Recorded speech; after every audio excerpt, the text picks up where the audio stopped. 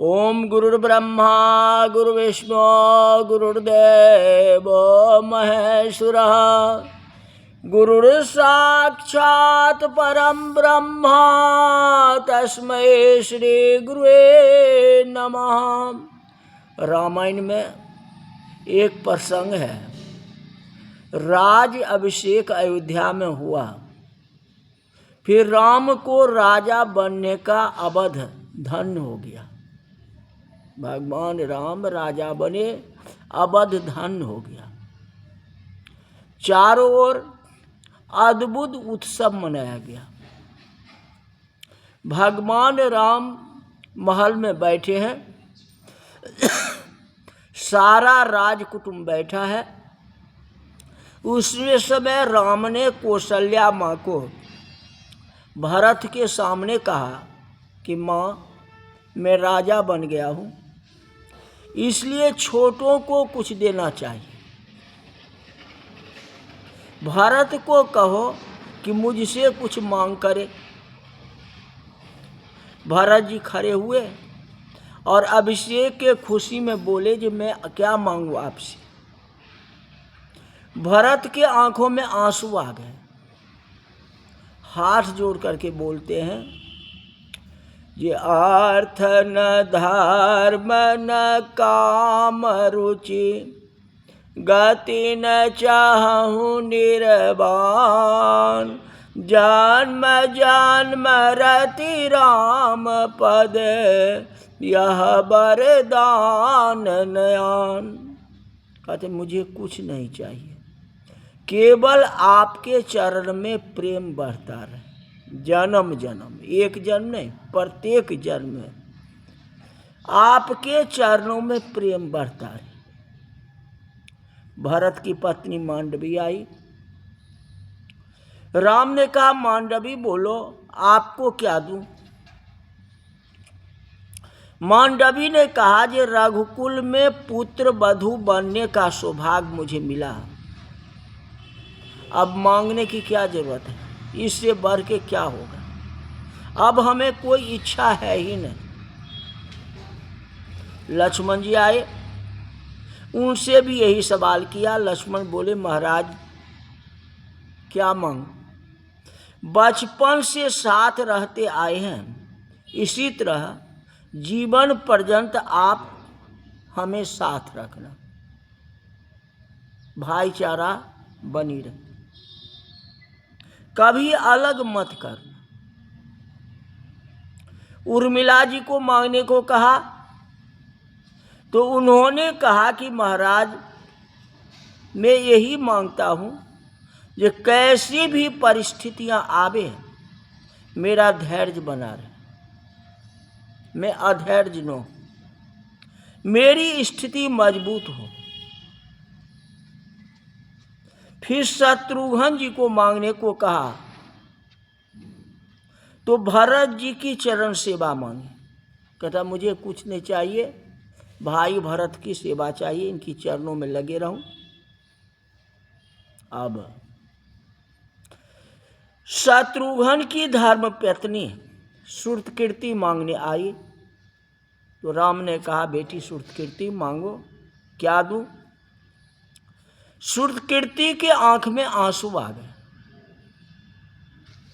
कहते कैकेयी कौशल्या सुमित्रा ने कहा कि बेटी क्या हुआ? श्रुतकीर्ति ने कहा कि प्रभु मांगू। राम ने कहा कि हाँ मांगो। श्रुतकीर्ति ने कहा, जो मांगू वो दोगे? राम ने कहा, अवश्य, यह रघुकुल का नियम है, बात सच है, जो मांग करोगे वे दूंगा। श्रुतकीर्ति ने कहा कि एक ही प्रार्थना है। राम बोले, क्या? उन्होंने कहा, आप आज पधारे हो, आपका राज अभिषेक हुआ है, आप जब आए तो स्नान किया, फिर राज पोशाक पहने।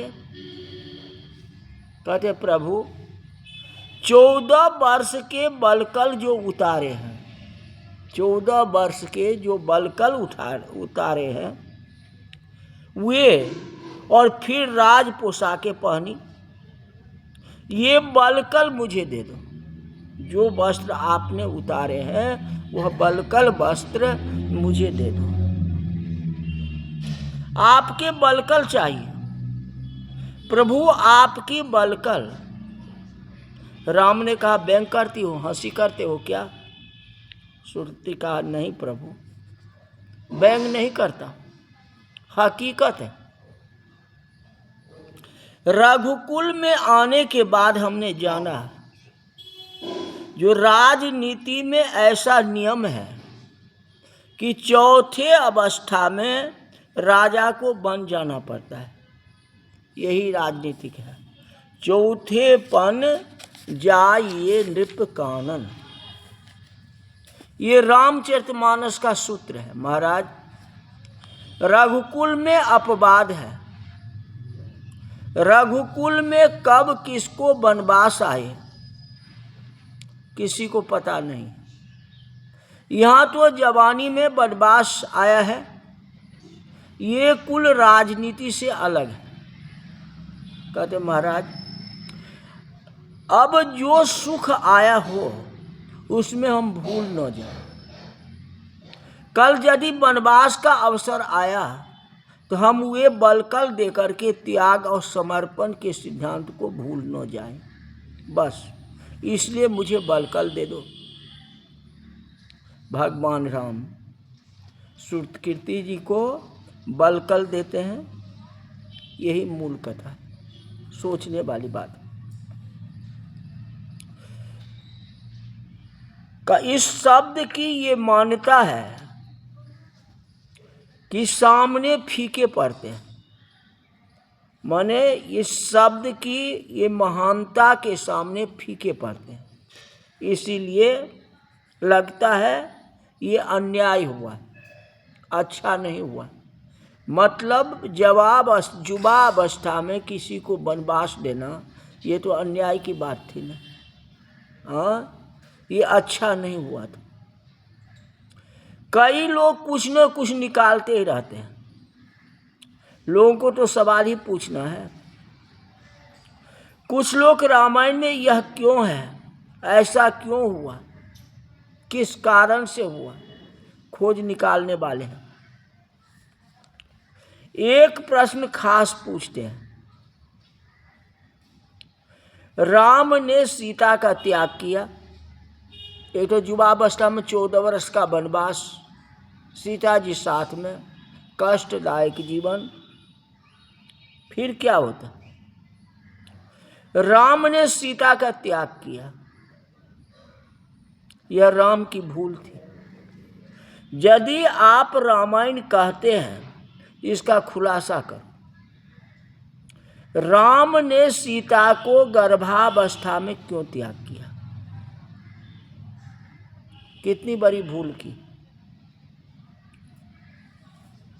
कहने का है आपको ऐसी भूल नहीं करनी चाहिए। रामायण अगर पढ़ते हैं तो ऐसा भूल नहीं करना। राम महापुरुष होने के बाद भी लोग टीका टिप्पणी का कारण बने। हम करेंगे तो लोग उलाहना देंगे, 20 बात बोलेंगे।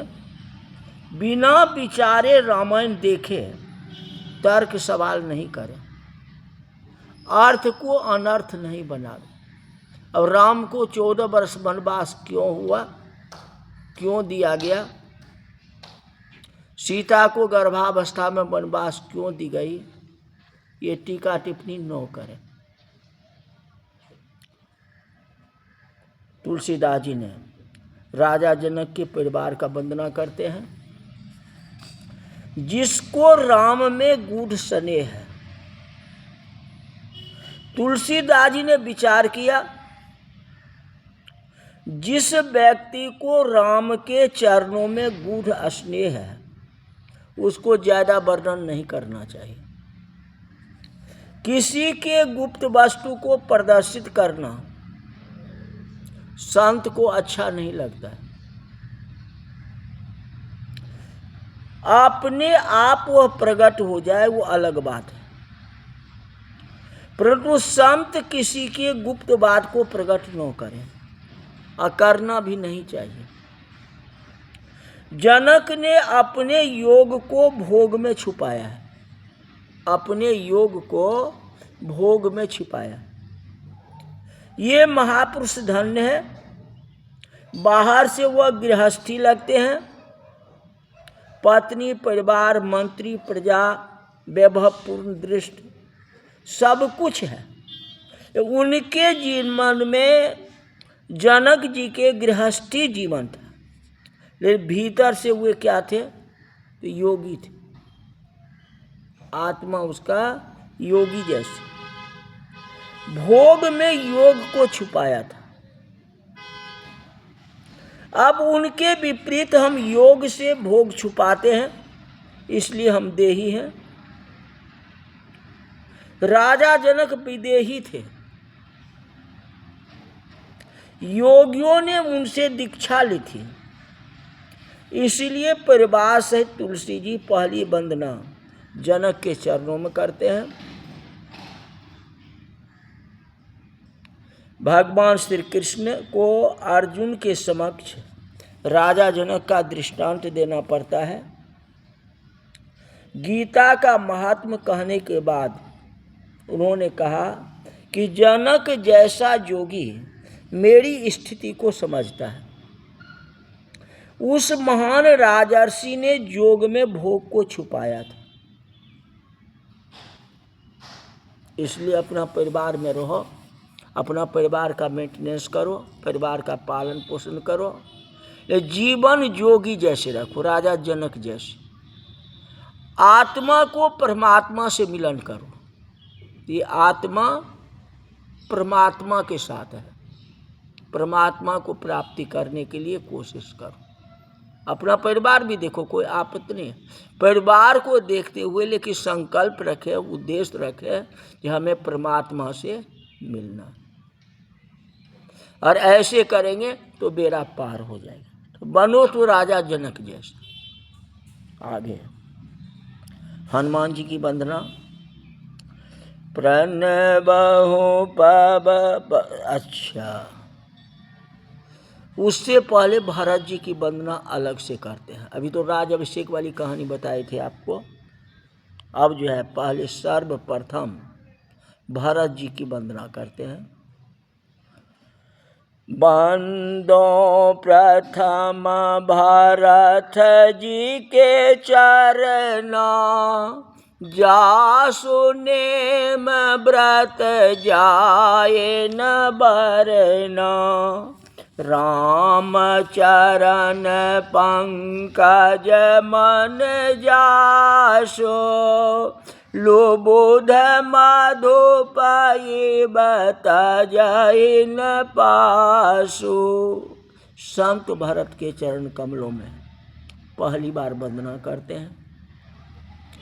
तुलसीदास जी कहते हैं, जिसके नियम व्रत का वर्णन न हो सके, जिसके नियम व्रत का वर्णन न हो सके, राम के चरण कमल में जिसका मन भ्रमर के समान लग गया हो, ऐसे संत भरत जी को मैं नमस्कार करता हूँ। भरत तो भरत ही है। गोस्वामी तुलसीदास जी ने राम कथा की उपमा दी है, ये राम कथा कली कामद गाय। रामायण की कथा कामधेनु गाय है। जिस तरह से कामधेनु अपने आप दूध देते हैं, कामधेनु के पास जाओ, जो कुछ मांगना है मांगो, वो अपने आप देते हैं। उसी तरह रामायण है, मनोकामना सिद्ध नर पावा। जो चीज़ आप रामायण से मांग करेंगे, रामायण सबको देते हैं, आपकी सारी इच्छाओं को पूर्ण करेंगे, इसमें कोई प्रकार की संदेह नहीं है। सच्चे मन से रामायण का पाठ करो, राम कथा सुनो तो बेड़ा पार हो जाएगा। और कथा कल बताएंगे। आज की कथा यही तक रही। बोल वृंदावन बिहारी लाल की जय।